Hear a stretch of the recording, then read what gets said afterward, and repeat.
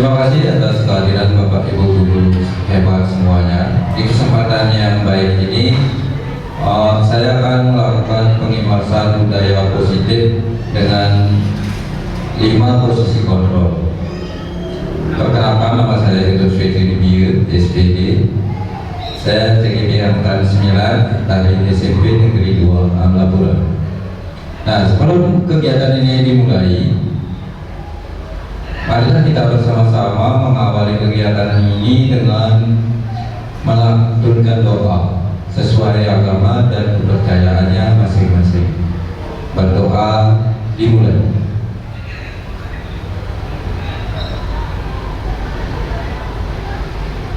Berdoa selesai. Baiklah Bapak Ibu guru hebat,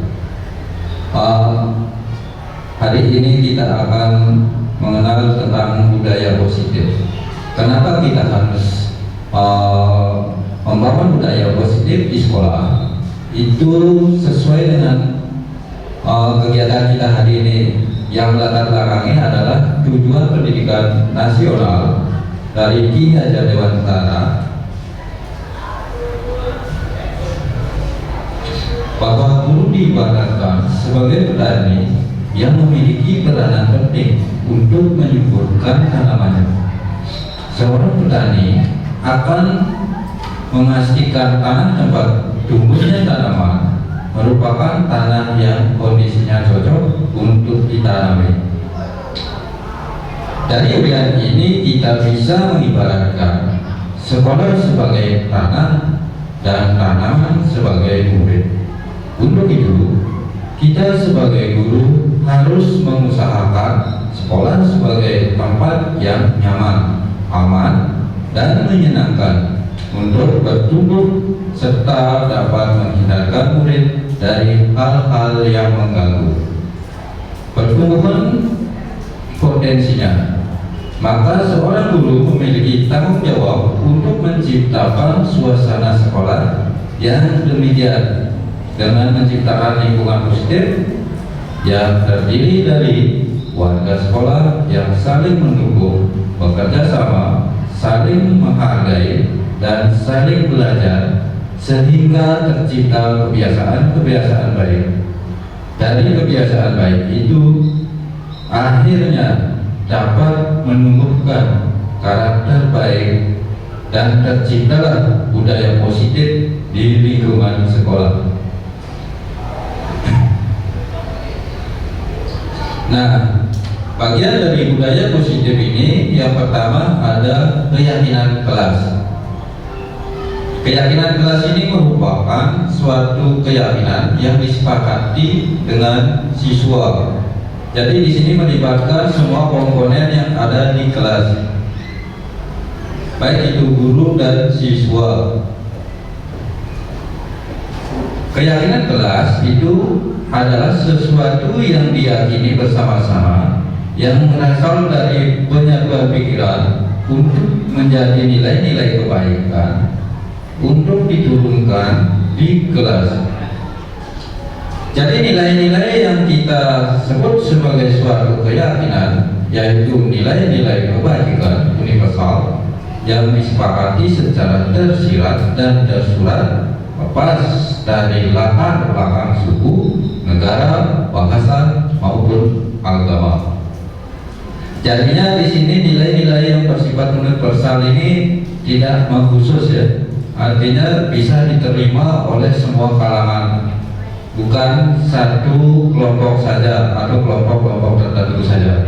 Artinya karena di sekolah ini terdiri dari beragam dari murid dan dari berbagai suku agama. Dengan demikian, nilai-nilai kebaikan yang bersifat universal sangatlah tepat untuk dilakukan. Mengapa keyakinan kelas? Nah, mengapa keyakinan kelas yang dipakai dalam budaya positif? Karena bahwa nilai-nilai kebaikan menekankan pada keyakinan seseorang akan lebih memotivasi seseorang dari dalam.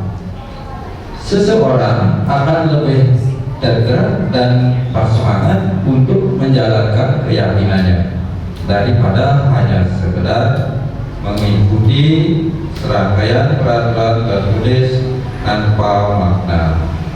Nah, di sini dengan melakukan keyakinan kelas, mereka akan secara sadar menyadari kalau hal tersebut merupakan hal yang perlu mereka lakukan dari siswa sendiri.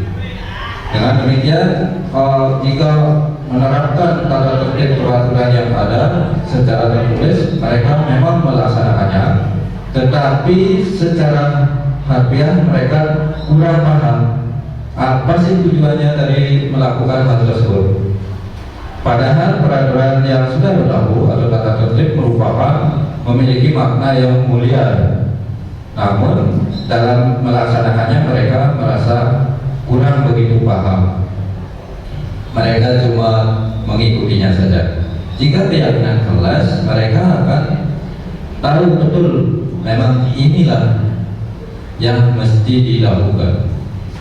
Jadi seharusnya murid-murid pun bisa tahu ya, mereka perlu mendengarkan dan memahami arti sesungguhnya tentang peraturan-peraturan yang diberikan. Apa nilai-nilai kebajikan di balik peraturan tersebut? Apa tujuan utamanya, dan menjadi tidak tertarik atau takut sehingga hanya sekedar mengikuti serangkaian peraturan-peraturan yang mengatur mereka tanpa memahami tujuan mulianya. Jadi perlu diberikan sosialisasi terlebih dahulu tentang makna-makna atau tujuan dari dibuatnya suatu peraturan. Kita tidak boleh cuma memberikan istilah-istilah saja tanpa memberikan maknanya, artinya, sehingga mereka akan awam dalam melaksanakan peraturan tersebut. Nah, di sini ada beberapa karakter keyakinan kelas. Yang pertama, keyakinan kelas bersifat lebih abstrak daripada peraturan yang lebih rinci dan konkret. Kemudian keyakinan kelas berupa pernyataan universal. Pernyataan keyakinan kelas senantiasa dibuat dalam bentuk positif. Yang keempat, keyakinan kelas hendaknya tidak terlalu banyak sehingga mudah diingat dan dipahami oleh semua warga kelas. Kelima, keyakinan kelas sebaiknya sesuatu yang dapat diterapkan di lingkungan tersebut. Yang keenam, semua warga kelas hendaknya ikut berkontribusi dalam pembuatan keyakinan kelas lewat kegiatan surah pendapat. Yang ketujuh, bersedia meninjau kembali keyakinan kelas dari waktu ke waktu. Nah, demikian ada 7 karakter keyakinan kelas yang saya sampaikan di sini. Sedangkan untuk yang pertama di sini, keyakinan kelas bersifat lebih abstrak daripada peraturan yang lebih rinci dan konkret. Artinya lebih abstrak di sini dapat dilakukan tanpa harus dibacakan terlebih dahulu peraturannya. Mereka secara sadar akan melaksanakan apa yang perlu mereka lakukan, karena itu sudah lahir dari dirinya sendiri. Kemudian keyakinan kelas berupa pernyataan-pernyataan universal. Nah, di sini pernyataan-pernyataan universal dimaksudkan agar seperti yang sudah tadi Bapak jelaskan, yaitu untuk supaya semuanya bisa memahami ya, tanpa satu kelompok atau beberapa orang saja yang paham. Kemudian pernyataan keyakinan kelas senantiasa dibuat dalam bentuk positif. Kenapa demikian? Sudah barang tentu ya, untuk mencapai kenyamanan dan keamanan dalam belajar, haruslah keyakinan kelas positif yang dimunculkan dan harus dijaga. Nah, yang keempat, keyakinan kelas hendaknya tidak terlalu banyak sehingga mudah diingat dan dipahami oleh semua warga kelas. Jika kita membuat peraturan terlalu banyak, itu sulit nanti akan diingat oleh siswa. Kelihatannya aja banyak, nanti terlalu rumit juga dalam pelaksanaannya. Lebih baik kita membuat peraturan yang sederhana dan tidak terlalu banyak, tapi bisa menyebabkan atau bisa mewujudkan kelas yang nyaman dalam proses belajar mengajar. Yang kelima, keyakinan kelas sebaiknya sesuatu yang dapat diterapkan di lingkungan tersebut. Ini sudah pasti ya. Kita tidak akan mungkin menerapkan keyakinan kelas dari negara lain ya, dari tempat lain ya. Contohnya seperti luar negeri ya. Kalau keyakinan kelas dari luar negeri kita pakai di sini sudah barang tentu tidak akan cocok, karena kita berbeda budaya. Maka dari itu keyakinan kelas harus sesuaikan dengan lingkungan budaya kita, sehingga siswa dapat menerapkannya dengan mudah karena sudah biasa untuk dijalaninya. Karena semua warga kelas hendaknya ikut berkontribusi dalam pembuatan keyakinan kelas lewat kegiatan curah pendapat. Jadi semua warga kelas harus terlibat dalam pembuatan keyakinan kelas. Apabila ada yang tidak ikut dalam kegiatan curah pendapat, ini secara otomatis nantinya itu dipakai suatu alasan apabila mereka melakukan suatu pelanggaran. Karena mereka tidak ikut dalam keyakinan kelas akan dijadikan sebagai dasar bahwa mereka tidak tahu pada keyakinan kelas seperti itu. Nah, seperti itu contohnya, Bapak Ibu. Kemudian yang terakhir, bersedia meninjau kembali keyakinan kelas dari waktu ke waktu. Jadi kita harus selalu mengamati keyakinan kelas yang kita punya, yang kita buat, disesuaikan dengan kepentingan zaman. Jangan sampai kita keyakinan kelas kita ketinggalan zaman, seperti zaman sekarang yang sudah zaman modern, teknologi sudah semakin canggih. Jangan sampai keyakinan kelas kita masih ortodok ya, masih ketinggalan zaman.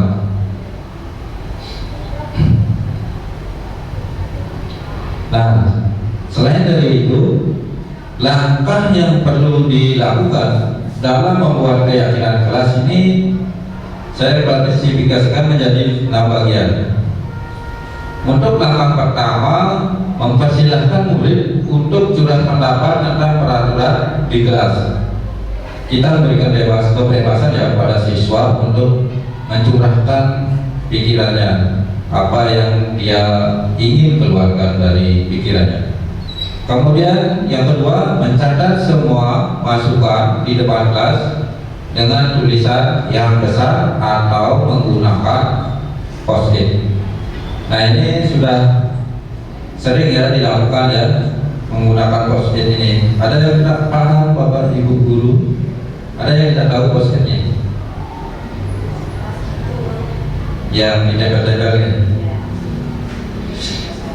ini. Kemudian yang ketiga, susun keyakinan kelas sesuai prosedur dengan menggunakan kalimat positif. Nah, di sini ada kalimat positif yang dipergunakan ya, bukan kalimat negatif. Kalimat negatif, kenapa harus menggunakan kalimat positif? Supaya lebih halus pemaknanya. Jika kita menggunakan kalimat negatif, tentunya lebih bersifat perintah. Contohnya, tidak boleh makan. Nah, itu artinya secara otomatis itu berisi perintahnya ya. Makanya dirubahlah menjadi kalimat yang positif. Kemudian yang keempat, menemukan nilai kebajikan yang sama dari setiap peraturan kelas yang sudah disusun untuk digabungkan menjadi satu keyakinan kelas. Artinya kita menggabungkan dari berbagai pendapat yang sudah disampaikan oleh banyak siswa dan digabungkan sehingga disusun menjadi satu keyakinan kelas. Kemudian yang kelima, tinjau ulang keyakinan kelas secara bersama-sama. Artinya kita bersama-sama menyepakati apakah keyakinan kelas ini benar atau pantas, cocok, dan lain sebagainya. Mesti harus disepakati bersama. Kemudian setelah keyakinan kelas terbentuk, seluruh warga kelas dipersilahkan menyetujui dan menandatangani keyakinan kelas tersebut. Nah, ini sebagai tanda kalau mereka sudah sepakat dan tidak akan berani melanggar dari keyakinan kelas yang sudah mereka buat sendiri.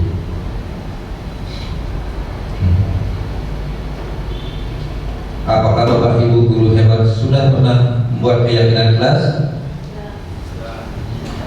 Ya, sudah pasti ya, semua guru sudah terbiasa bikin keyakinan kelas. Kemudian, nah di sini contoh pembentukan keyakinan kelas ya.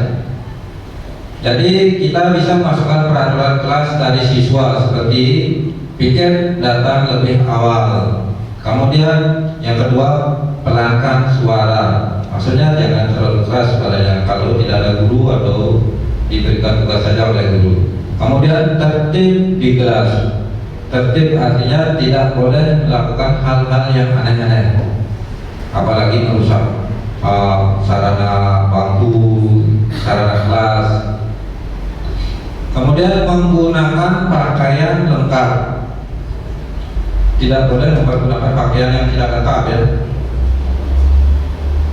Harus sesuai dengan hari yang berlaku, sehingga akan ada keseragaman. Kemudian yang kelima, menghargai teman yang presentasi. Jadi kalau ada teman yang presentasi ke depan, tetap harus menjaga kedisiplinannya untuk memperhatikannya. Kemudian masuk kelas tepat waktu.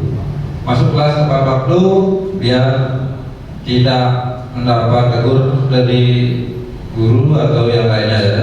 Harus tepat waktu, itu namanya disiplin. Kemudian yang ketujuh, tidak bercanda saat disandir.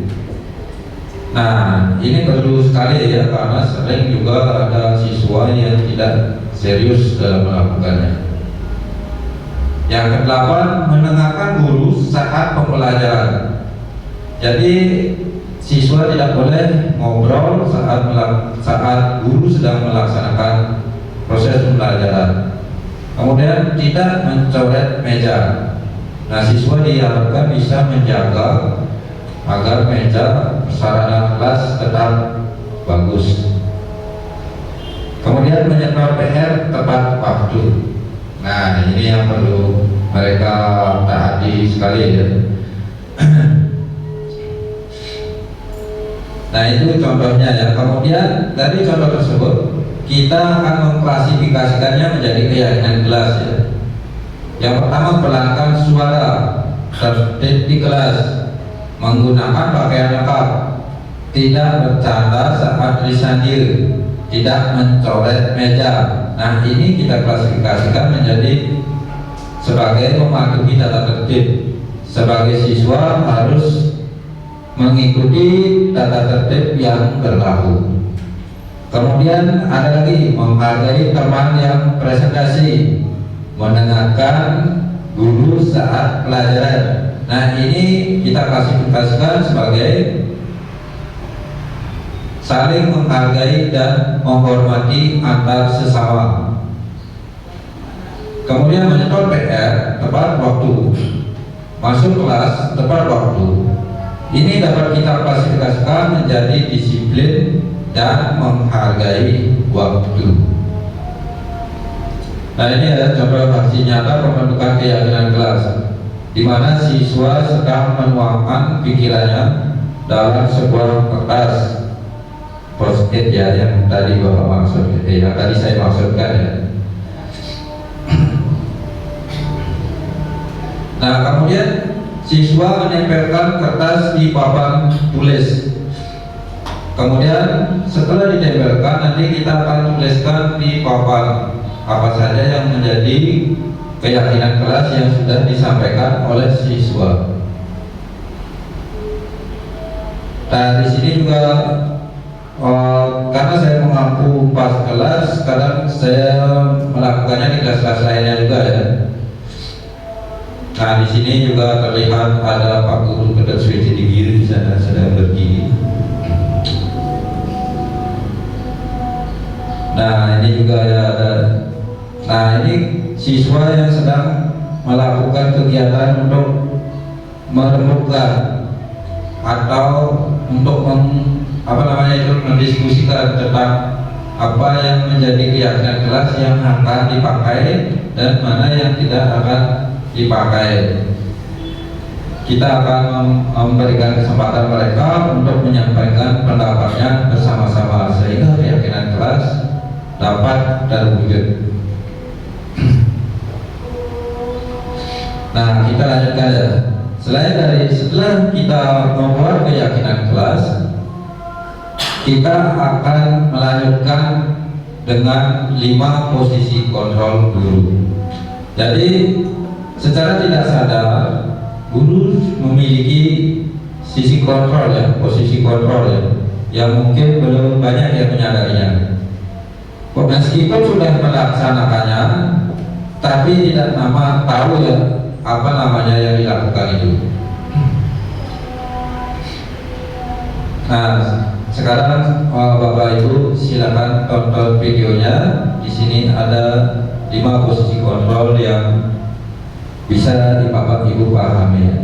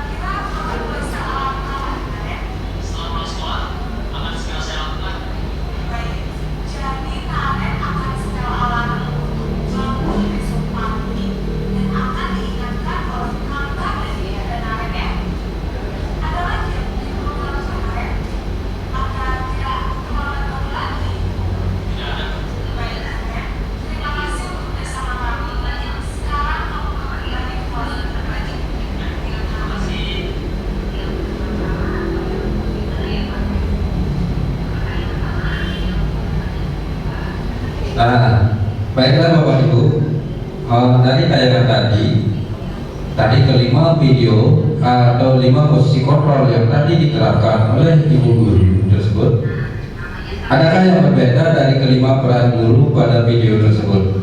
Bagaimana menurut Bapak Ibu? Bapak Ibu guru yang mana pernah diterapkan sebagai posisi penghukumnya, sebagai teman, pemantau, atau pemikir rasa bersalah, atau sebagai manajer? Yang mana pernah Bapak Ibu terapkan saat melihat siswa atau murid kita terlambat datang ke sekolah? Seperti contoh kasus yang tadi ya, tentang keterlambatan datang ke sekolah. Yang mana menurut Bapak Ibu yang sudah pernah diterapkan? Yang satu apa yang kedua? Apa yang menyuruh tadi? Coba yang di belakang ya Bapak Ibu guru yang di belakang ya, kayaknya begitu energetik di belakang. Kalau yang di depan sudah pengalaman. Kalau Bapak Ade yang mana pernah diterapkan? Kalau saya Sebagai teman. Ya, bagus juga. Itu sudah diterapkan ya, Pak. Kemudian kalau Pak Ade, jadi ada 5 pilihan di sana. Yang pertama sebagai posisi penghukum, kemudian posisi pembuat merasa bersalah, kemudian di posisi teman, posisi pemantau, dan posisi manajer. Yang terakhir manajer.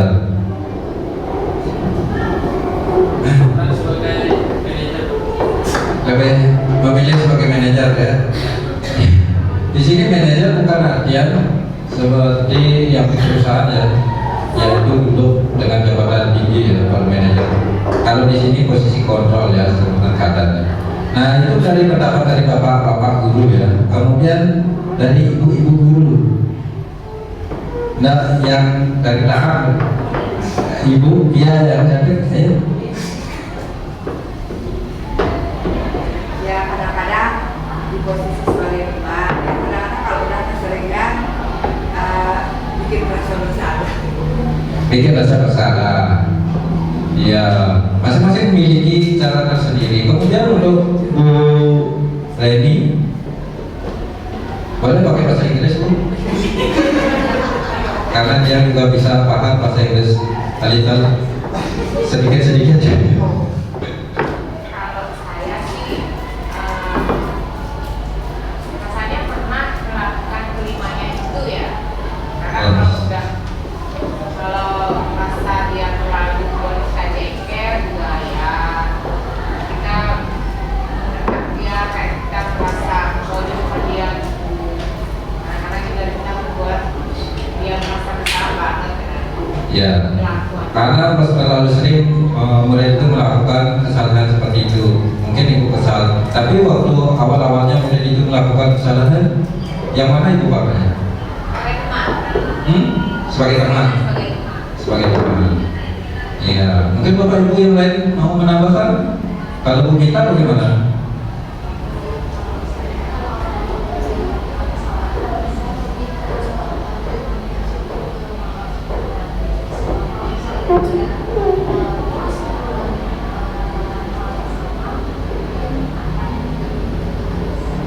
Ya, jadi awal-awalnya ibu minta akan menjadikan teman seperti itu. Kemudian kalau Jigun, Pak Jigun, kalau saya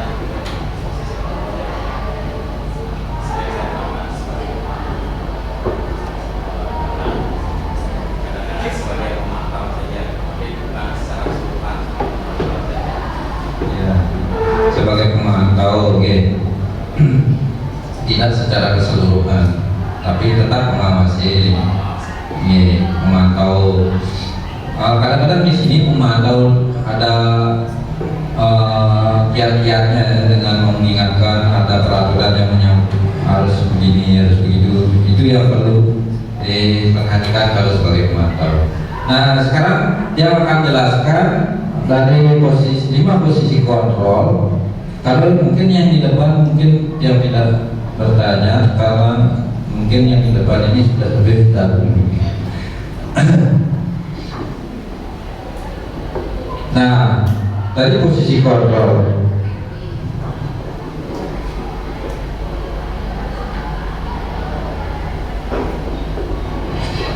Lima posisi kontrol merupakan posisi yang dapat digunakan guru atau pendidik ketika menangani siswa yang mengalami kendala atau bermasalah.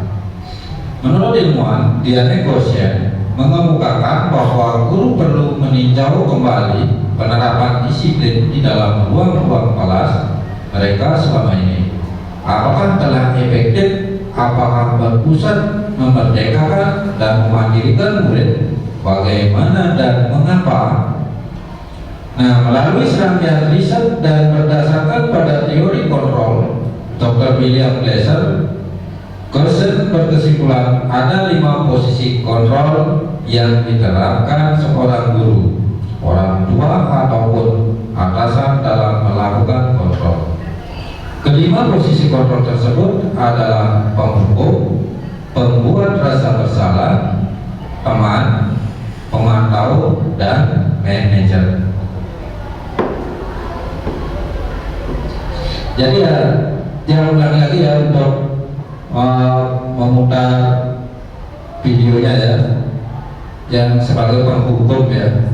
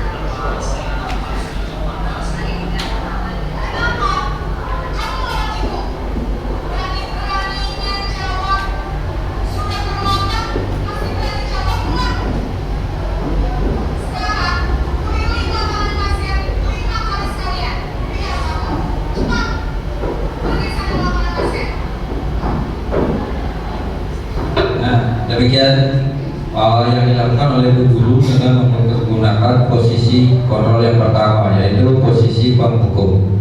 Kira-kira Bapak Ibu pernah nggak menerapkan yang ini? Pernah ya? Jadi ya,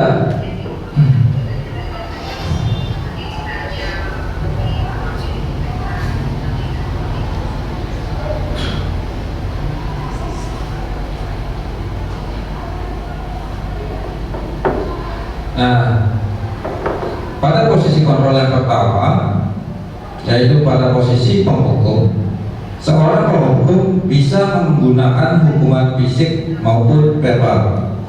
Orang-orang yang menjalankan posisi penghukum senantiasa mengatakan bahwa sekolah memerlukan sistem atau alat yang dapat lebih menekan murid-murid lebih dalam lagi. Guru-guru yang menerapkan posisi penghukum akan berkata, patuhi aturan saya atau awas. Kemudian ada, kamu selalu saja salah.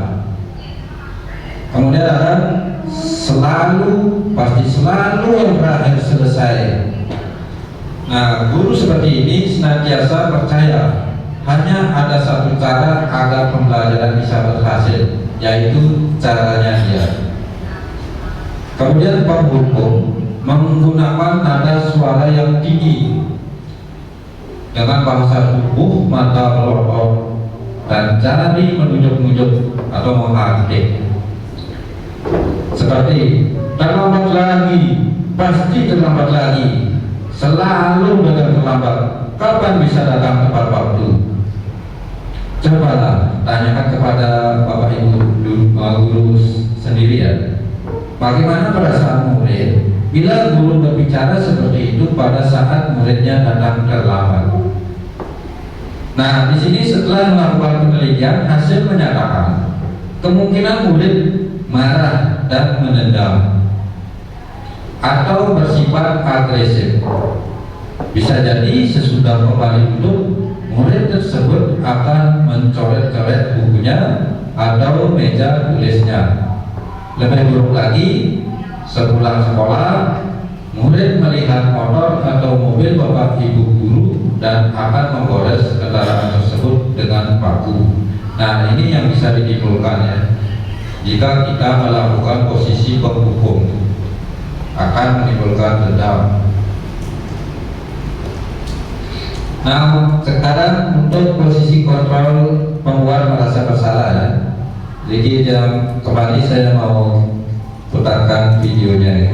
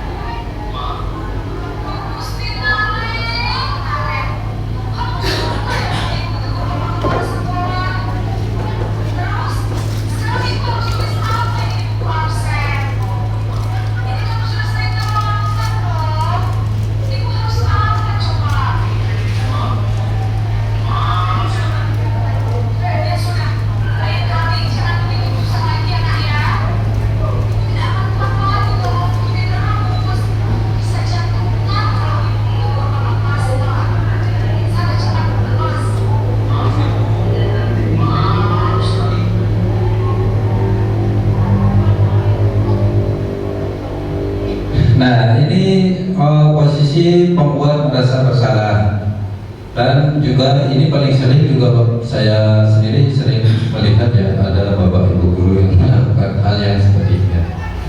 Kadang-kadang cara membuat jeda itu dengan merasa bersalah itu sering diterapkan. Nah, di sini yang akan menjelaskan tentang posisi kontrol pembuat rasa bersalah. Pada posisi ini biasanya guru akan bersuara lebih lembut. Pembuat rasa bersalah akan menggunakan keheningan yang membuat orang lain merasa tidak nyaman, bersalah, atau rendah diri. Kata-kata yang keluar dengan lembut akan seperti, nah di sini ada contohnya.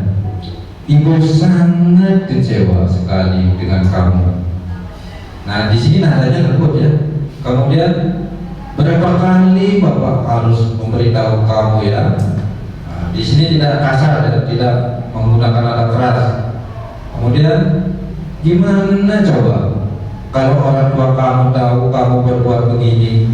Nah, di sini begitu memelas ya bahasanya ya, padahal menyakiti ya. Nah, di posisi ini murid akan memiliki penilaian diri yang buruk tentang diri mereka. Murid merasa tidak berharga dan telah mengecewakan orang-orang disayanginya seperti guru, orang tuanya. Mereka merasa bersalah jadinya. Kemudian si pembuat merasa bersalah mengeluarkan nada suara yang memelas, halus, sedih. Sedangkan bahasa tubuh yang digunakan merapat pada anak lesu. Artinya dia mendekati anak tersebut ya dengan lesu ya. Contohnya seperti, Adi, kamu ini bagaimana ya? Kamu sudah berjanji dengan ibu tidak akan terlambat lagi. Kamu kenapa ya senang sekali mengecewakan ibu? Ibu benar-benar kecewa sekali. Bagaimana perasaan murid bila ditegur seperti cara ini? Nah, dari hasil survei yang didapatkan, murid akan merasa bersalah. Bersalah telah mengecewakan ibu atau bapak gurunya. Murid akan merasa menjadi orang yang gagal dan tidak sanggup membahagiakan orang lain.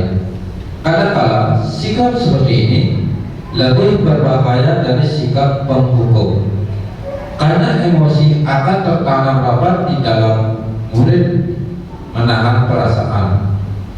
Tidak seperti murid dengan guru penghukum, di mana murid bisa menumpahkan amarahnya walaupun dengan cara negatif. Murid tertekan seperti inilah yang tiba-tiba bisa meletus amarahnya dan bisa menyakiti diri sendiri atau orang lain. Kadang-kadang murid bisa menjadi bersifat nekat karena hal ini. Nah, sekarang kita ke posisi kontrol yang ketiga sebagai teman. Nah, di sini banyak sekali bapak ibu yang memilihnya ya. Dia akan putarkan lagi ya untuk posisi temannya ya.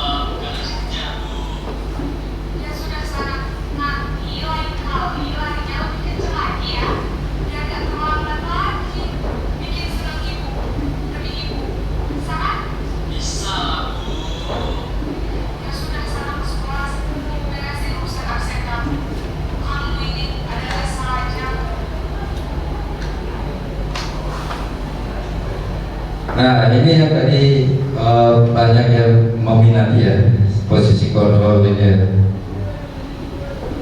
Namun sebenarnya ini tidak bisa juga dipakai ya, dalam membuat restitusi segitiganya nanti. Nah, di sini saya akan jelaskan tentang posisi kontrol sebagai teman ya, yang ketiga. Guru pada posisi ini tidak akan menyakiti murid, namun akan tetap berupaya mengontrol murid melalui persuasi. Posisi teman pada guru bisa negatif ataupun positif. Positif di sini berupa hubungan baik yang terjalin antara guru dan murid. Guru di posisi teman menggunakan hubungan baik dan humor untuk mempengaruhi seseorang. Guru akan berkata, ayo bantulah demi bapaknya. Kemudian ada, ayo ingat tidak bantuan bapak selama ini. Ya sudah, kali ini tidak apa-apa, nanti ibu bantu bereskan. Nah, hal negatif dari posisi teman adalah bila suatu saat guru tersebut tidak membantu, maka murid akan kecewa dan berkata, saya pikir bapak ibu teman saya. Murid merasa dikecewakan dan tidak mau lagi berusaha. Hal lain yang mungkin timbul adalah murid hanya akan berpindah untuk guru tertentu dan tidak untuk guru lainnya. Murid akan bertanggung jawab pada guru tersebut. Jadinya muridnya cuma mengingat ya, gurunya ini saja yang perlu saya kagumi gitu. Mungkin bapak ibu guru di sini punya ya siswa yang melakukannya. Nah, kemudian sebagai teman, guru akan mengeluarkan nada suara ramah, akrab, dan bercanda. Bahasa tubuh merapat pada murid, mata dan senyum jenaka, artinya penuh kebahagiaan ya, kesenangan ya, kelucuan. Contohnya seperti, Adi, ayolah, bagaimana sih kamu? Kemarin kamu sudah janji ke Bapak bukan? Kenapa terlambat lagi? Sambil tertawa ringan. Ya sudah, tidak apa-apa. Duduk dulu di sana. Nanti Pak Guru bantu kamu ini, sambil senyum-senyum. Bagaimana perasaan murid dengan sikap guru seperti ini? Nah, hasilnya murid akan merasa senang dan akrab dengan guru. Ini termasuk dampak yang positif. Hanya saja di sisi negatif, murid menjadi tergantung pada guru tersebut. Bila ada masalah, dia merasa bisa mengandalkan guru tersebut untuk membantunya. Akibat lain dari posisi teman, Adi hanya akan berbuat sesuatu bila yang menyuruh adalah guru tersebut, dan belum tentu berlaku sama dengan guru atau orang lain. Nah ini ya untuk posisi temannya, ini kekurangannya ya. Mungkin kita perlu mencari penerapan posisi yang lain ya. Kemudian sekarang sebagai pemantau atau monitor.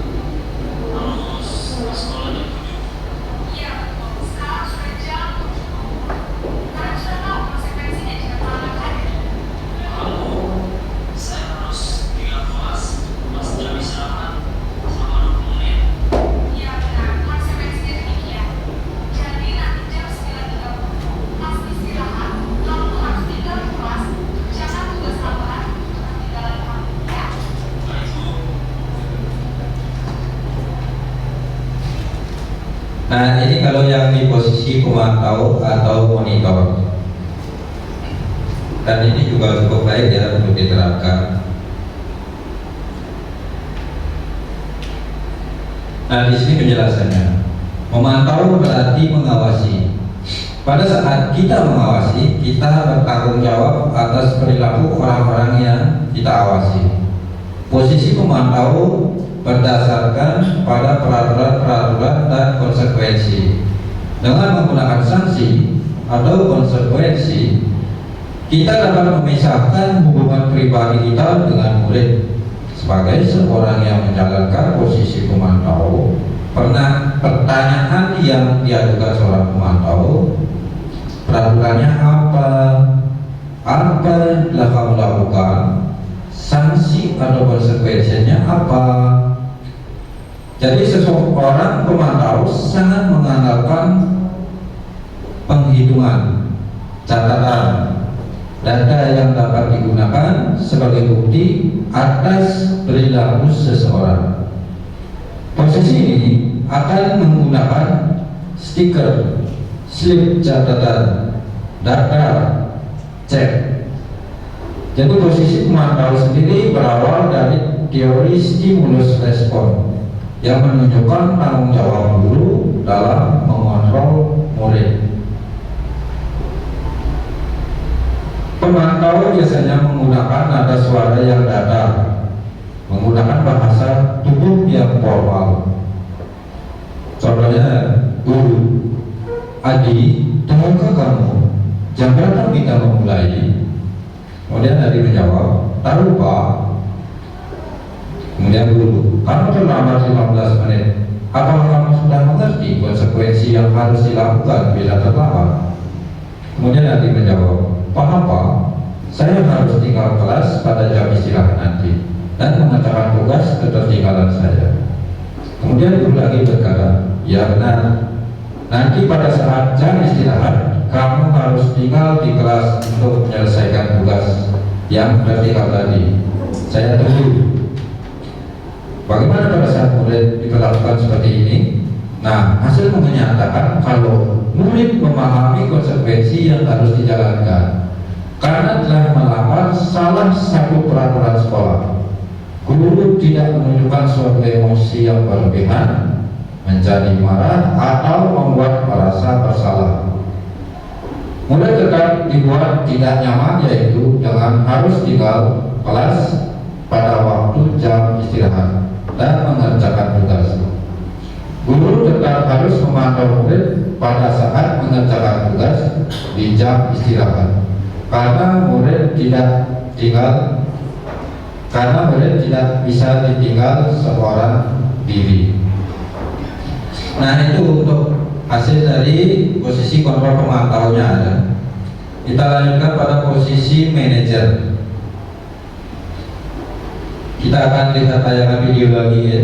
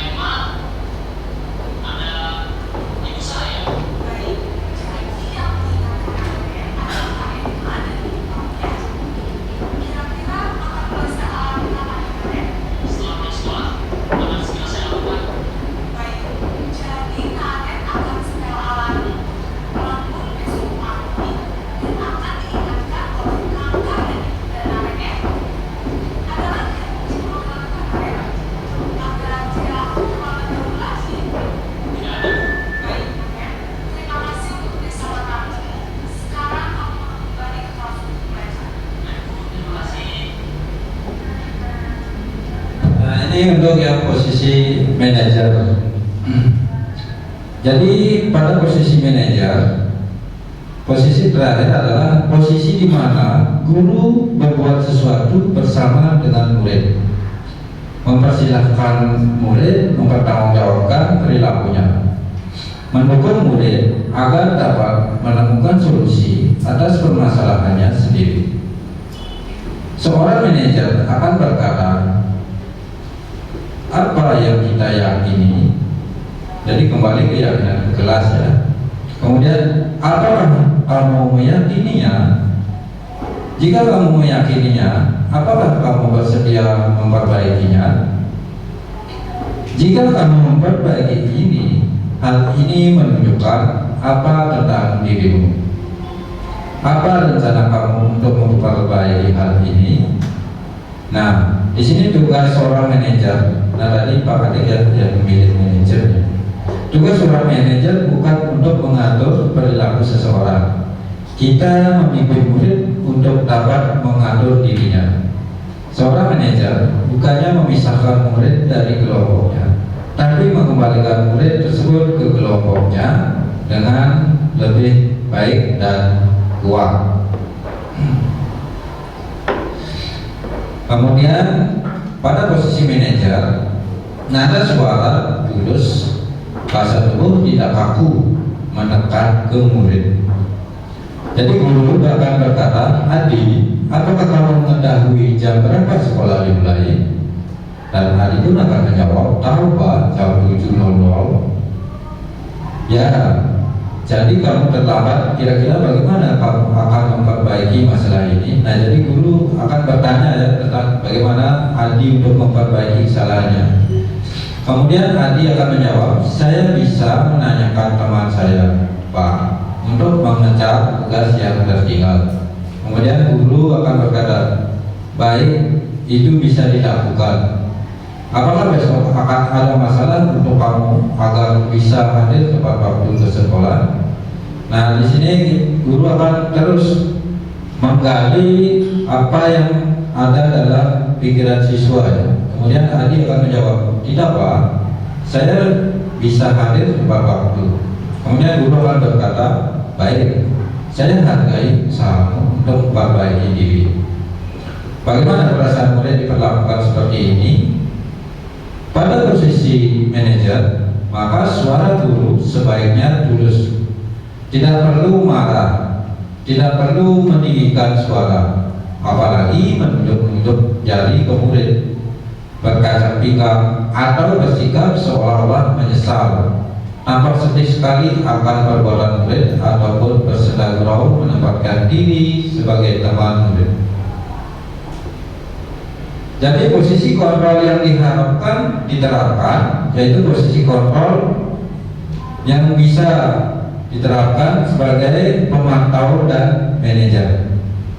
Dengan posisi pemantau dan manajer, guru bisa menerapkan konsekuensi dan restitusi sehingga siswa tidak merasa tertekan ketika bermasalah dan mampu mencari sendiri solusi atas permasalahan yang dihadapi serta mampu memilih solusi terbaik untuk menyelesaikan masalahnya tersebut. Nah, jika kita diagramkan, maka akan menjadi seperti ini ya. Pada pola motivasi yang terdiri dari guru berbuat, guru berkata, dan hasilnya. Jadi perilaku kontrol negatif, kemudian penghukum, membuat orang merasa bersalah. Nah, kita bisa memasukkan data-datanya ke dalam tabel yang sudah kita buat ini.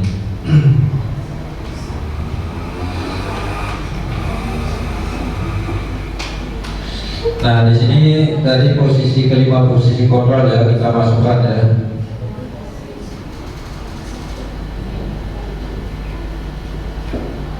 Nah, tentunya Bapak Ibu sudah berikut PFF ya, dalam meningkatkan kompetensi yang kita punya ya. Bapak Ibu mungkin sudah memiliki suatu trik-trik dalam mengatasi permasalahan yang terjadi pada siswa.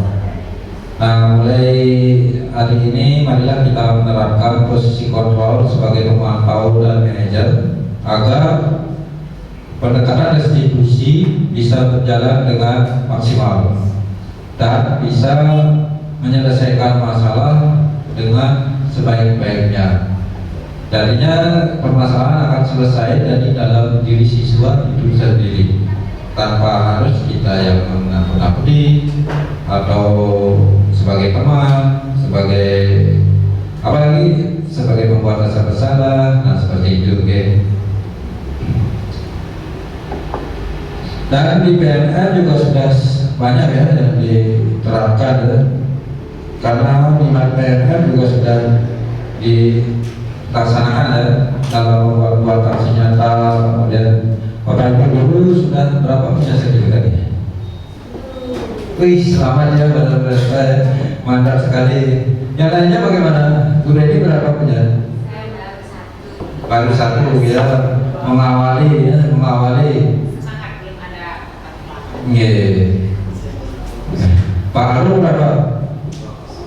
Wih, 2-0. Padahal ini kok penggagasnya Bu Dewi. Padahal penggagasnya Bu Dewi, tapi ya, harusnya sudah 20 gitu. Kalau ada.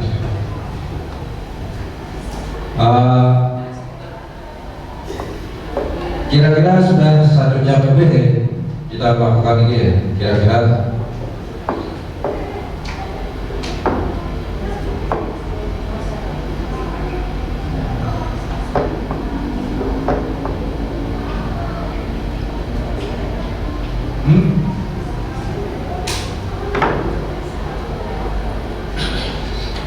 Ini untuk selesai pelatihan aja, tidak ada ininya lagi.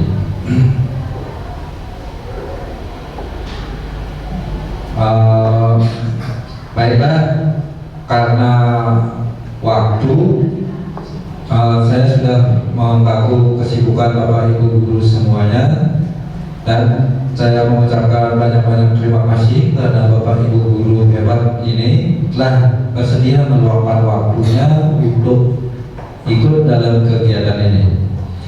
Di awal kita mengawali dengan doa, dan terakhir kita akhiri dengan doa pula. Baiklah semuanya, mari kita berdoa sesuai keyakinan dan kepercayaannya masing-masing. Berdoa mulai. Berdoa selesai. Terima kasih Bapak Ibu semuanya. Terima